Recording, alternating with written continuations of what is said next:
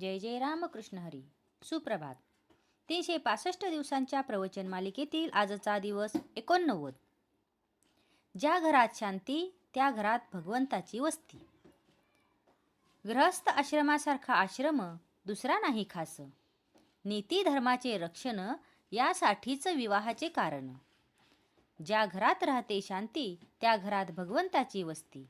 कृतीवर मनुष्याची परीक्षा जैसी वासावर पदार्थाची परीक्षा. कोणाचा न करावा घात, ऐसे वागावे जगात. आपले आपण करून घ्यावे हित, त्यालाच म्हणतात संभावित. न कधी व्हावे आपण निराश, व्यवहार हात देईल खास. व्यवहारातील करावा प्रयत्न, प्रपंचात न पडू द्यावे न्यून. रोगाची भीती न ठेवावी चित्ती. रोगाला उपचार करावे जरी बहुत, तरी कष्टी न होऊ द्यावे चित्त. आप्त इष्ट सखे सज्जन यांचे राखावे समाधान, परी न व्हावे त्यांचे अधीन. सर्वांशी राहावे प्रेमाने, चित्त दुश्चित न व्हावे कशाने. आपलेपणा ठेवला जेथे, प्रेम लागत असे तेथे. ज्या घरात स्वार्थाचे मान बळावले, तेथे समाधानाचे मान कमी झाले. मन राखता आले तरच प्रत्येकाला सुख लागले. सुखाने नांदावे नवरा बायकोनी, राम आणावा ध्यानी. दोघांनी राहावे प्रेमाने, सदा वागावे आनंदाने. एकमेकांनी दुसऱ्यास दुःख होईल असे न करावे, काळजी वाटेल असे न वागावे. घरातील माणूस मार्गाने चुकले त्यास प्रायश्चित्त हवे खरे, पण नसावे जन्माचे तेवढ्यापुरते असावे साचे. एखाद्याने हातून करू नये असे कर्म झाले, तरी त्याला सुधारण्याच्या मार्गाने सर्वांनी वागावे. आचरण शुद्ध असावे, एक पत्नीव्रत सांभाळावे.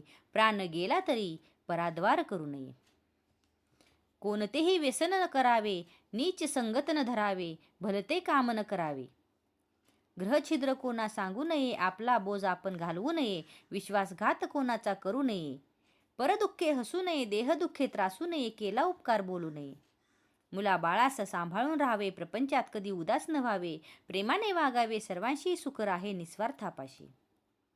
आई वडिलांची आज्ञा पाळावी, चांगल्याची संगत धरावी. अभ्यासात लक्ष ठेवून राहावे, भगवंताचे नामस्मरण करावे. नामा परते न माना दुजे साधन, जैसे पतिव्रतेस पती प्रमाण. नामा परते न मानावे सत्य, ज्याने राम होईल अंकित. हेच साधू संताचे बोल, कोणीही न मानावे फूल. कोणतेही काम करीत असताना राखावी मनाची शांती.